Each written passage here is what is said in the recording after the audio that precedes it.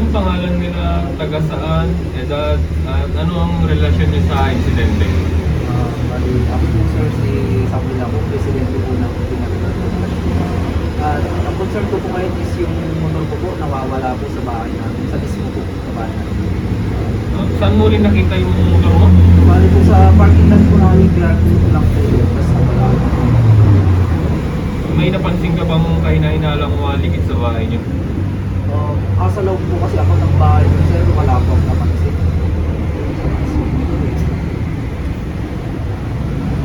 Halimbawa mo ba kung saan location mo pinark yung sasakyan mo? Yun nga po sir, andun lang po sa parking area namin. May katabi ba yun o Wala. Ay, bali po, katabi na po yung kotse namin. Sa mount namin. may mga CCTV camera pa kayo sa bahay niyo? Or Lang sir, nasira po kasi kaya hindi po ano yung naka-record siguro. Nasira po kasi wala. so wala Wala po.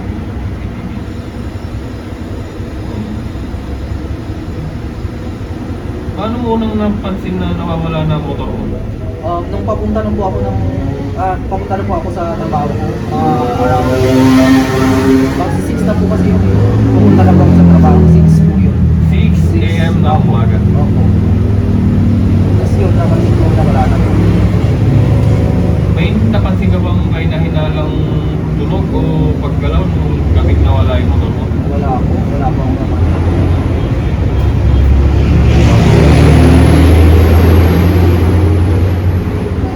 May mga nakaraang araw, may mga nakaalitan ka ba sa barangay niyo? Wala ako, sir. Mabuting tao po ako. Wala po ako. Hindi po ako lumalabas ng bahay. Nung napansin mong nawala na yung motor mo, anong una mong ginawa? Bali nung napansin ko na po, tumawag na po ako. May kakilala kasi akong pulis doon, malapit na po sa amin. Tinawagan ko po, nag-report po ako. Dumiretso na po ako sa police station at nireport ko po na nawawala talaga yung motor. On October 22, 2025, a motorcycle belonging to Mr. Samuel Jacob was reported missing outside his residence in Barangay Poblacion, Binalonan, Pangasinan.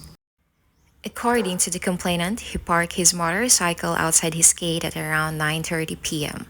The next morning, at approximately 6 a.m., the motorcycle was already gone. So, ano pong pangalan nila?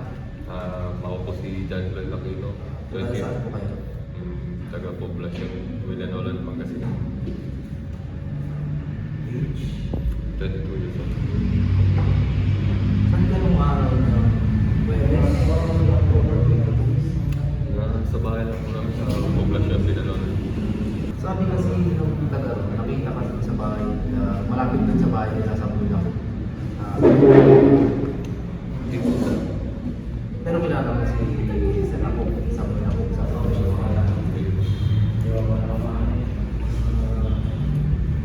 Paano mo na-explain yung nakita sa junk shop na parang kawin ng parts ng motorcycle ni Mr. Ramo?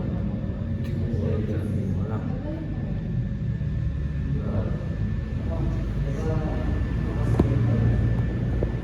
Pero nasan ka nung araw na yan? Sa bahay lang po sir, kasama yung pamilya ko.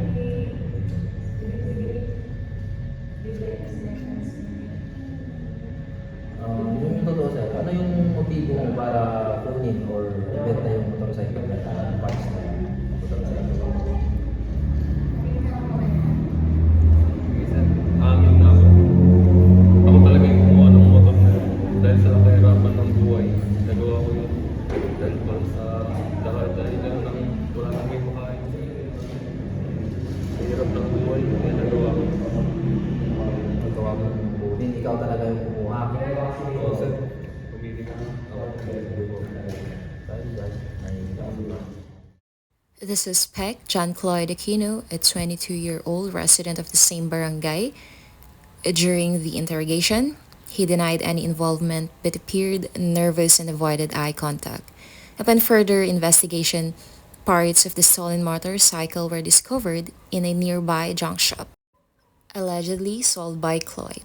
The case proceeds to a formal interrogation to obtain a confession and clarify the suspect's motive and possible accomplices.